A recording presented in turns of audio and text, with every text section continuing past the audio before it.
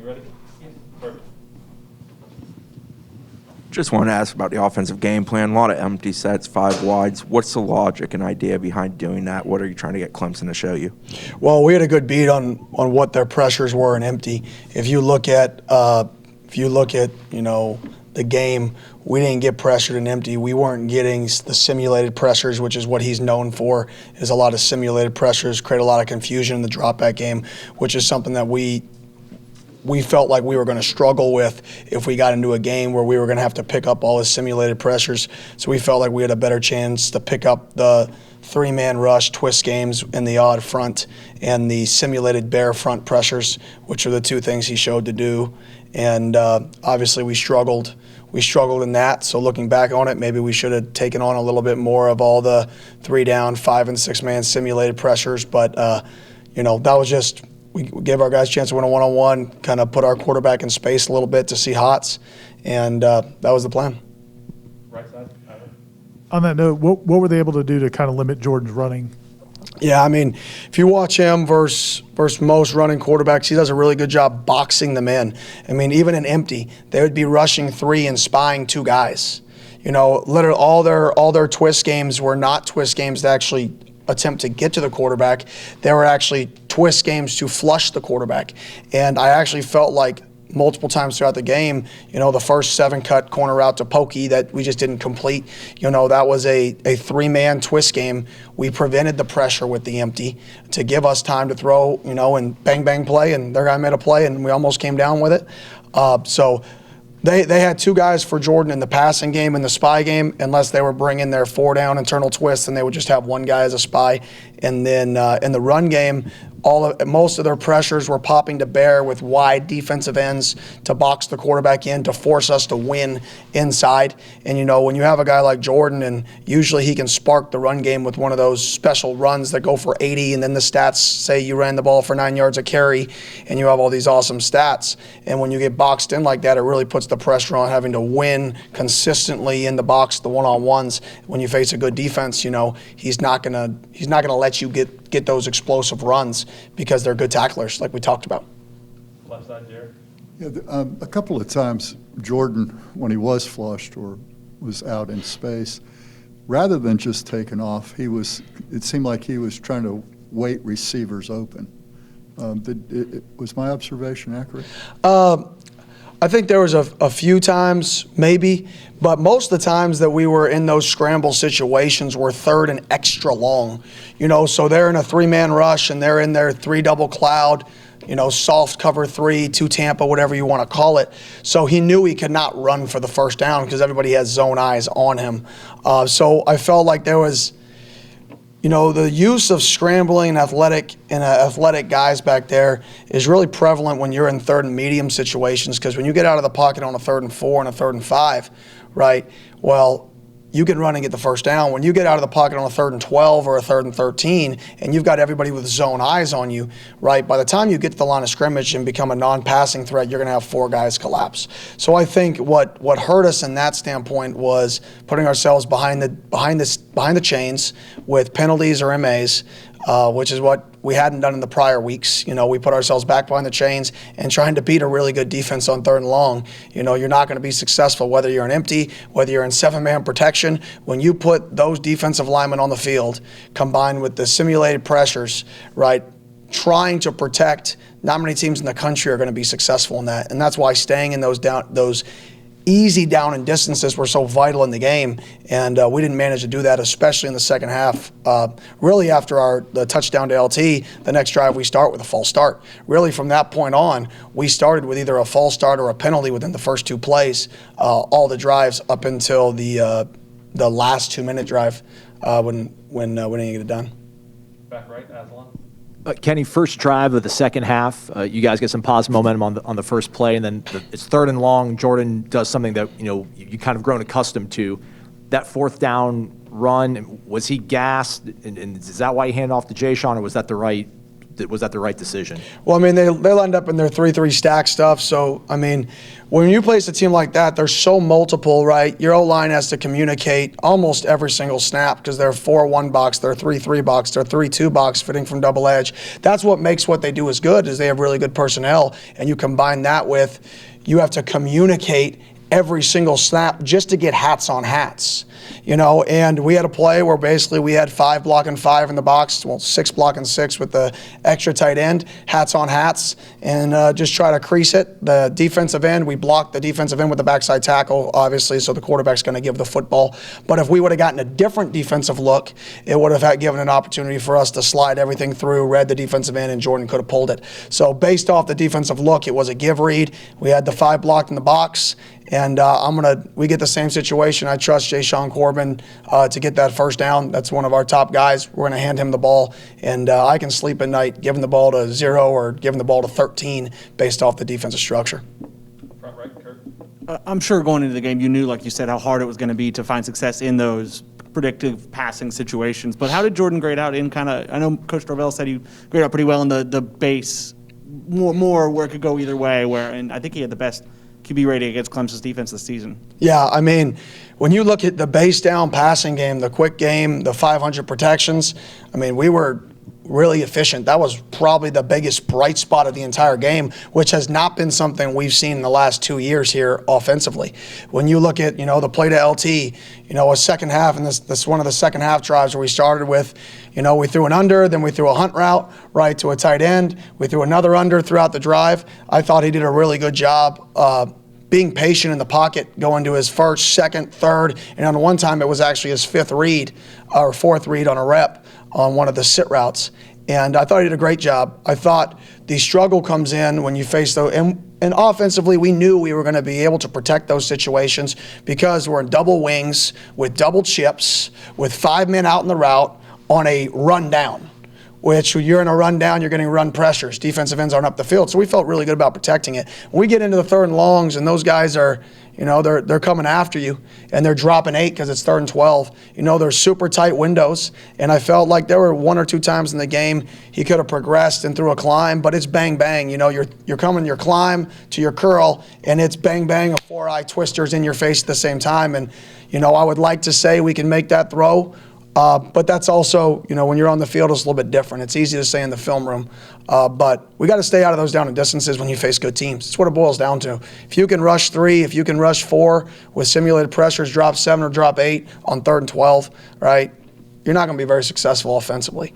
But I thought Jordan did a nice job. I thought he's growing as a quarterback, sitting in the pocket, going through his reads. And I do think there are things he can grow from. I thought there was a beater route on a first down where he's reading the middle safety and he worked the field on the throw to Keyshawn. I thought he could have worked the boundary away from the monster. But from the most part, I thought he did a nice job. Gene? I did not know that stat about the best QB rating or all that, but I thought he played solid, pretty well. Kenny, I want to ask you about the long touchdown to Lawrence. First of all, the call, if you could break that down for us, that wheel route, obviously you got a nice isolation on that play. And then his ability to not only maintain balance on that, but then to stay in bounds. I mean, looking at film, did it look even more impressive what he was able to do on that touchdown? Yeah, I think it was more impressive when I was seeing it live, to be honest, than on tape, just because it was like I was calling another play. Like we called another play. And then all of a sudden, we didn't need to call it, which was nice. It's always a positive when you're facing, a top 5 defense in college football. And, the scheme of the play was we knew in reduced sets we could create some rubs out of the backfield, showed up on tape. And when you got man coverage, so we, remove the running back, get a man or zone read, move him back in the backfield, make him communicate, try to get double rubs, and try to get your running back on a rail route. Kind of worked out like we planned it, got him open. And then when he got to the 20, those were the plays we needed to be in the football game, and he made that play. He didn't make us run another play, and we got him to the 20, and he did the rest, and that was just a miraculous, unbelievable play by him. There's not many better plays this last weekend than that play, and that was a guy who's coming on for us, and that was great to see. Ira? Ken, Coach Norvell talked about, thinking about the positives out of the game. Playing in that environment against that defense as you go into another week against another really good defense, can that game be that experience be something that helps guys going forward? Oh, there's no question. I mean, going into that game, that's obviously our biggest, other than they're good, right? They're talented. They do a lot. Other than that, the combination of how much they do with that environment that we haven't played, I think I mentioned it last week, this was our first real road game with a loud crowd in the last 2 years, with this O-line, with this group.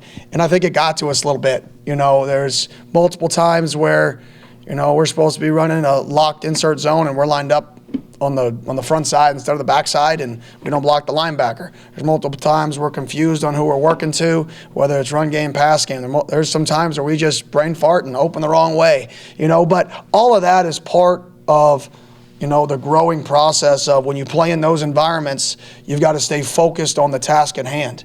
And we'd have drives where we'd go 15, 20 yards, and then one play, 2nd and 13. All right, run the ball, gain 3 yards. I think we averaged 2.1 yards carry on the ground on base downs. They did a good job stopping us. Now you're at 3rd and 9. And you get in those situations versus good defense, you're not going to be successful. So we've shown signs this year of being explosive, right? I would say we are an explosive team. When you play us, we're gonna have some explosive plays. But the games that we score a lot of points in, we have the explosiveness and the consistency. The games that we don't score in, right, usually it's just 1 or 2 explosive plays, and the consistency is lacking. And when you're on the road, when you're in that environment versus good defense, you have to be consistent because they're not going to give up 5, 6 explosive plays. You're going to give up 1 or 2, and that's what we got. Jared? NC State defense, looking ahead to that in preparation for them.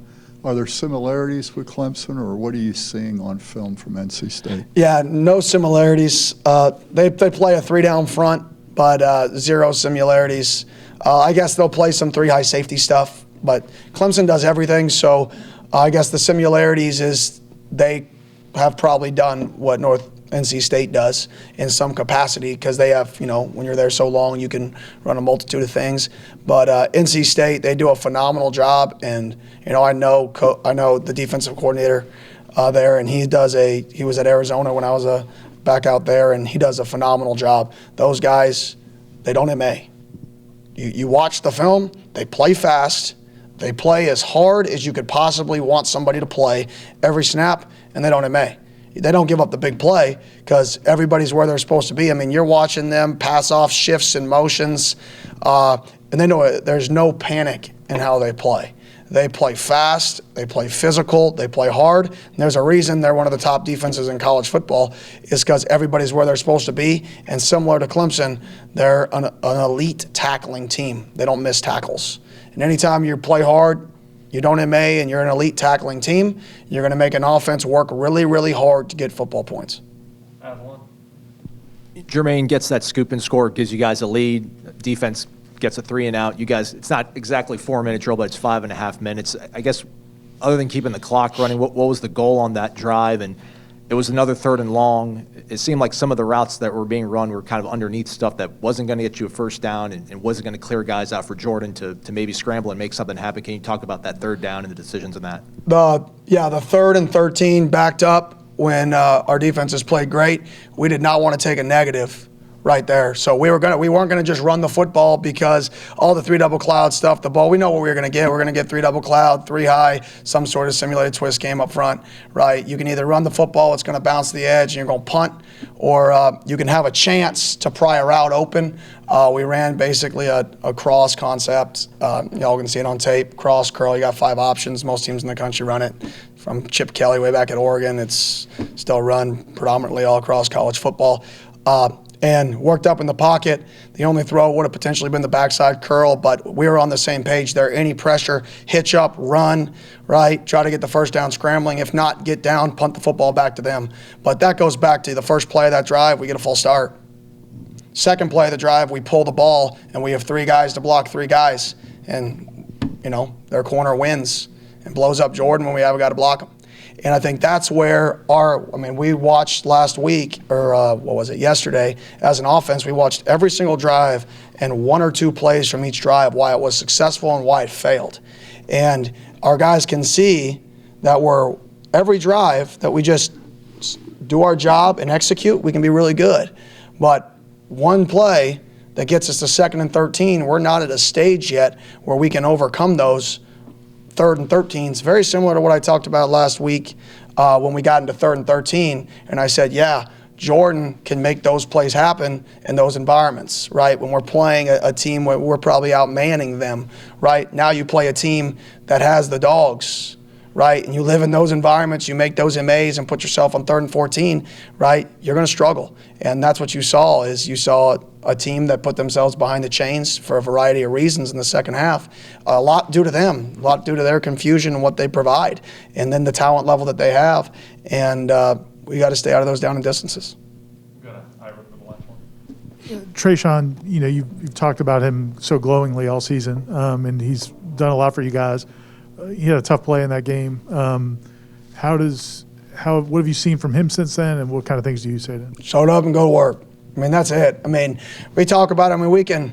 We woke up because obviously we don't, the schedule. We didn't know what our schedule was going to be in terms of practicing some of the rules. And we woke up 8 a.m. back in the office preparing for NC State. Woke up, got our guys ready to roll. We had a little practice Sunday. We're already moving on. I mean, that's the one thing about our guys is they understand that we can't control the past. We'd love to go back and fix things. Trust me, I'd love to go back and fix some things that we played in the game, right, that would have helped us be more successful. But at the end of the day, you can't. All you can do is get better. And we got a team that one of the best defenses in college football, again, are coming here, and we're going to give the ball to Trayshawn Ward. And I have full confidence we hand him the ball, he's going to make plays. And that's just I believe in him, and I know he knows we believe in him. And one play is not going to define him. He's going to get up this week. He's going to go to work, just like he did on Sunday. He's going to get better. Okay. Thanks, Coach. Thank y'all. Have a good day.